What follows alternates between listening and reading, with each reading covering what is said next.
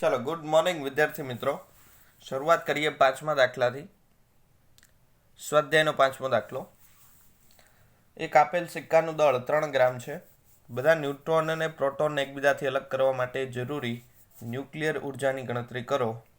સરળતા ખાતર સિક્કો સંપૂર્ણપણે 29 કોપર 63 પરમાણુનો બનેલો છે તેવું ધારવાનું છે. જો તમને શું કીધેલું છે રકમમાં, એક આપણી પાસે એક 3 ગ્રામનો સિક્કો છે અને એ સિક્કો બનેલો છે કોપરનો, અને એ સિક્કામાંથી સંપૂર્ણપણે પ્રોટોનને ન્યુટ્રોનને અલગ કરવા છે તો કેટલી ઉર્જા જોઈશે. હવે સિમ્પલ ક્વેશ્ચન છે, બંધન ઉર્જા ટાઈપનો. આપણે બંધન ઉર્જા મેળવવાની છે. બંધન ઉર્જા માટે પહેલાં દળ ક્ષતિ મેળવવી પડે. દળ ક્ષતિ માટે પહેલાં આપણે પ્રોટોન અને ન્યુટ્રોનનું દળ મેળવવું પડે. ઓકે, તો આપણને આપેલો છે સિક્કો કોપરનો, કોપર 2963. તો કોપર 2963 એના ન્યુક્લિયસમાં કેટલા પ્રોટોન? તો કે 29 પ્રોટોન. અને કેટલા ન્યુટ્રોન? તો કે 63 - 29 એટલે કે 34 ન્યુટ્રોન છે. બરાબર, આટલા પ્રોટોન આટલા ન્યુટ્રોન છે. ચાલો હવે ટોટલ પ્રોટોનનું દળ ગણો, ટોટલ ન્યુટ્રોનનું દળ કરો. તો 29 પ્રોટોનનું દળ એટલે કે Z ઓફ MP, તો Z 29 અને MP 1.007825 એટલે જવાબ આવશે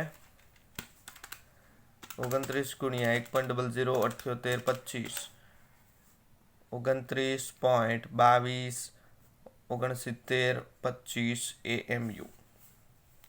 અને 34 ન્યુટ્રોનનું દળ, તો ન્યુટ્રોનનું દળ એટલે કે NMN, તો 34 ગુણ્યા 1 ન્યુટ્રોન એટલે 1.008665, તો 34 ગુણ્યા 1.008665 એટલે જવાબ આવશે 34.294610 AMU. બરાબર. હવે અહીંયા એક વસ્તુ નોટિસ કરજો, ગઈકાલે આપણે વાત કરી હતી પ્રોટોનનું દળ 1.007825 શું કામ લેવામાં આવે છે. આગળ તો આપણી પાસે જે દળ આવ્યું હતું એ તો 1.0027 આવ્યું હતું ને, પણ એની અંદર એક ઇલેક્ટ્રોનનું દળ એડ કરો. ઇલેક્ટ્રોનનું દળ પણ આગળ આવી ગયું છે, તો તમને જવાબ ફાઇનલ મળશે 1.007825. આ છે પ્રોટોનનું એકચ્યુઅલ દળ. એમાં તમે ઇલેક્ટ્રોનનું દળ એડ કરો એટલે તમને આ જવાબ મળશે. બરાબર. હવે એકચ્યુઅલ ઘટના કેવી છે સમજી લો. કોપર જે છે, કોપર તેની અંદર શું હોય તો કે ન્યુક્લિયસની અંદર 29 પ્રોટોન હોય, 34 ન્યુટ્રોન હોય અને આજુબાજુ 29 ઇલેક્ટ્રોન ફરતા હોય, કારણ કે જેટલા પ્રોટોન હોય એટલા જ ઇલેક્ટ્રોન હોય. બરાબર. એટલે 29 પ્રોટોન, એની સાથે 29 ઇલેક્ટ્રોન અને 34 ન્યુટ્રોન. તો હું દળ ક્ષતિ ગણું તો એ વખતે શું કરવાનું હોય, પ્રોટોન ઇલેક્ટ્રોનને પણ દૂર કરવાના હોય. આજે તમને દળ આપ્યું છે, તમને આગળના દાખલામાં અને દરેક દાખલામાં અત્યાર સુધી જે દળ આપેલું હતું એ આખા પરમાણુનું દળ હતું. આ પ્રશ્નમાં પણ તમને આપેલું છે આખા પરમાણુનું દળ, કોપરના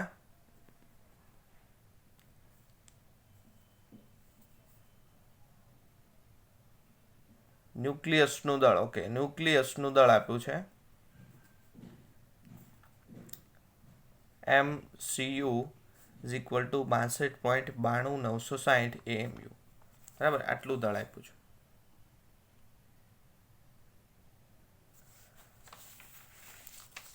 હવે કોઈ પણ પરમાણુ હોય તો તે એમાંથી તમારે દૂર શું કરવાનું છે, તો કે માની લો આ પરમાણુ છે, આજુબાજુ ઇલેક્ટ્રોન ફરે છે, આમાં પ્રોટોન ને ન્યુટ્રોન છે અને આજુબાજુ ઇલેક્ટ્રોન છે, તો તમારે આ પ્રોટોનની સાથે સાથે ઇલેક્ટ્રોનને પણ દૂર કરી નાખવાના છે અને ન્યુટ્રોનને પણ એની રીતે અલગ કરવાના છે. એટલે Z ઓફ MP જે છે એમાં MP બરાબર 1.007825 લઈએ એ શું છે, પ્રોટોન અને ઇલેક્ટ્રોનનું સંયુક્ત દળ છે, અને એને ગુણ્યા 29 કરીએ છીએ એટલે મતલબ શું થાય, પ્રોટોનને ઉપાડ્યા, ઇલેક્ટ્રોનને ઉપાડ્યા, અને એનું ટોટલ દળ કેટલું છે એ આપણે મળ્યું ZMP. એને આપણે ZMP કીધું છે. બુકની અંદર એવું કીધું છે, એટલે આપણે એવું ચલાવવાનું છે. બાકી હકીકત દળ ક્ષતિની અંદર શું આવે? દળ ક્ષતિમાં માત્ર પ્રોટોનનું દળ જ ધ્યાનમાં લેવાનું આવે, પણ બુકમાં આપણને પ્રોટોન ઇલેક્ટ્રોન બંનેનું ધ્યાનમાં લેવાનું કીધું છે, એટલે બંનેને ઉડાડવાના. ઓકે, એટલે ત્યાં કન્ફ્યુઝન થવું જોઈએ નહીં. 1.007825 શું કામ લીધા? કારણ કે P+E આ બંનેનું સંયુક્ત દળ છે. ચાલો દાખલો આગળ વધારીએ. કોપરના ન્યુક્લિયસનું દળ આ તમને રકમની અંદર આપ્યું છે. સૌથી પહેલાં આપણે શું કર્યું? 29 પ્રોટોનનું દળ કેટલું થાય? 34 ન્યુટ્રોનનું કેટલું થાય? ન્યુક્લિયસનું આપેલું છે. હવે દળ ક્ષતિ, તો દળ ક્ષતિ delta M is equal to ZMP plus NMN minus MCU. કિંમત મૂકો. ZMP 29.226925 વત્તા NMN 34.294610 minus mass of copper 62.92960. તો આને અનુરૂપ ડેલ્ટા M એ તમને મળશે 0.591935 AMU. કેલ્સી લઈને તમારે બેસવાનું છે. દાખલા ગણો ત્યારે એક પણ આંકડાની ભૂલ આવી જોઈએ નહીં. આટલી મળી દળ ક્ષતિ. બંધન ઉર્જાની વાત કરીએ તો બંધન ઉર્જા એને EBN અથવા EB વડે દર્શાવાય is equal to delta MC square. Delta M કેટલા મળ્યા? 0.591935. અને એને ડાયરેક્ટ આપણે ઉર્જામાં ફેરવવા હોય તો 1 AMUમાંથી 931.5 મેગા ઇલેક્ટ્રોન વોલ્ટ ઉર્જા મળશે. એટલે આપણો જવાબ આવશે 551.3834 મેગા ઇલેક્ટ્રોન વોલ્ટ. આટલી શું મળી? બાઇન્ડિંગ એનર્જી મળી. બરાબર. હજુ અહીંયા પ્રશ્ન પૂરો થતો નથી. આ શું મળ્યું? એક પરમાણુની બંધન ઉર્જા મળી. એક પરમાણુમાંથી આપણે પ્રોટોનને ન્યુટ્રોન એના ન્યુક્લિયસમાંથી દૂર કરવા તો આટલી ઉર્જા જોઈએ. તમને એવું કીધું છે કોપરનો સિક્કો જે છે 3 ગ્રામનો છે, અને 3 ગ્રામમાંથી આપણે બધા પ્રોટોન ને બધા ન્યુટ્રોન અલગ કરી નાખવા છે. તો કેટલી ઉર્જા જોઈશે?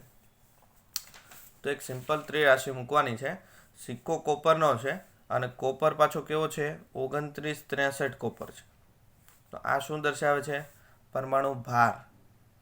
તો કોઈ પણ તત્વનો પરમાણુ ભાર જેટલું દળ લઈએ તો એની અંદર કેટલા પરમાણુઓ હોય? એવોગેડ્રો અંક જેટલા.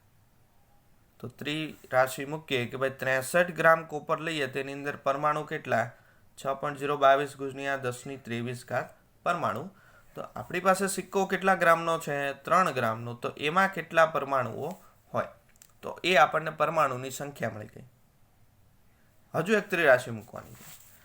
એક પરમાણુમાંથી આપણે પ્રોટોન ન્યુટ્રોન અલગ પાડવા હોય તો આટલી ઉર્જા જોઈશે. તો આજે જવાબ મળ્યો એ પરમાણુમાંથી પ્રોટોન ન્યુટ્રોન અલગ પાડવા માટે કેટલી ઉર્જા જોઈએ, એટલે એના પરથી આપણને ફાઇનલ આન્સર મળી જાય. તો 63 ગ્રામ કોપરમાં પરમાણુઓની સંખ્યા 6.022 ગુણ્યા 1023. તો કેટલા ગ્રામ છે આપણી પાસે? 3 ગ્રામ. કોપરમાં પરમાણુઓની સંખ્યા કેટલી થશે? તો 3 ગુણ્યા 6.022 ગુણ્યા 1023 છેદમાં 63. તો એ જવાબ આવશે 0.2868 ગુણ્યા 1023 પરમાણુ. આટલા ટોટલ પરમાણુઓ છે. તો કુલ બંધન ઉર્જા, કુલ જરૂરી ઉર્જા એટલે 0.2868 ગુણ્યા 1023. આટલા પરમાણુઓ છે અને એક પરમાણુને જોઈએ કેટલી? 551.3874.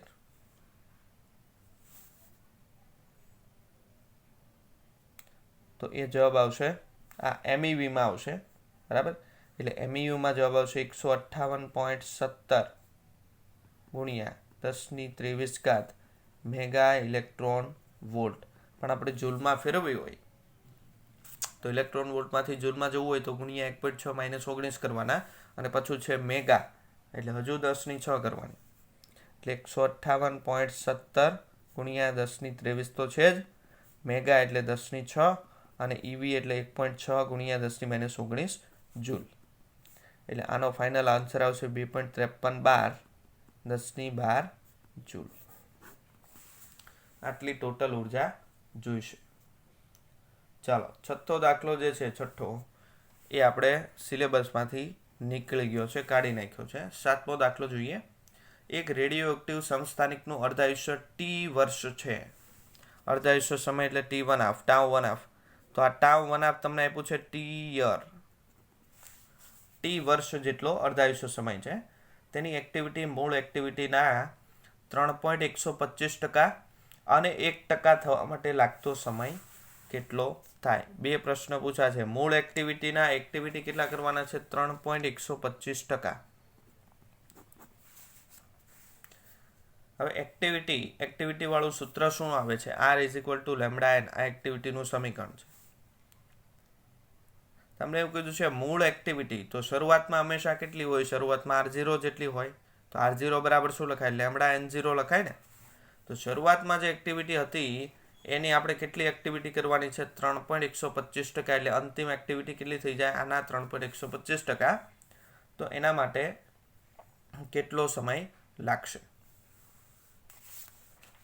તો સમીકરણ લખીએ. શરૂઆત માટે શું લખાય? R0 = λN0, અને અંત માટે R = λN. આ બેનો ગુણોત્તર લઈ લો તો R/R0, આના છેદમાં આ કરો તો λN/λN0, લેમડા કેન્સલ થાય એટલે N/N0. N/N0. N એટલે શું છે? કોઈ નિશ્ચિત સમયે અવિભાજિત ન્યુક્લિયસની સંખ્યા, અને N0 એટલે શરૂઆતમાં ન્યુક્લિયસની સંખ્યા.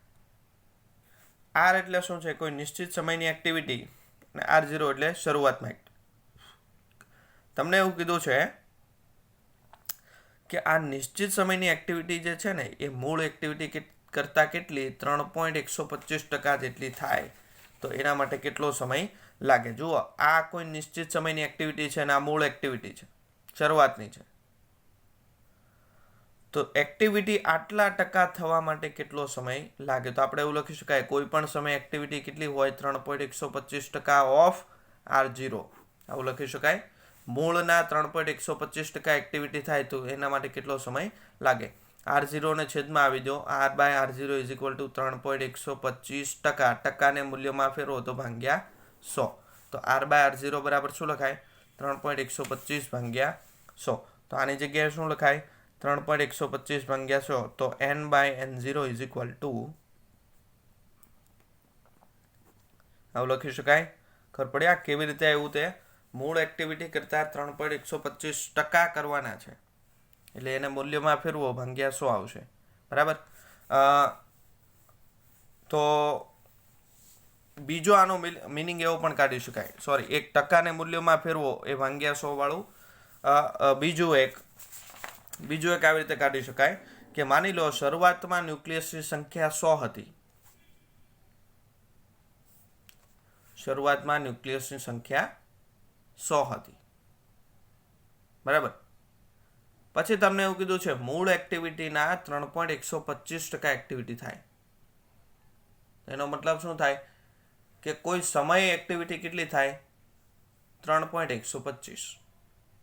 શરૂઆતમાં આપણી પાસે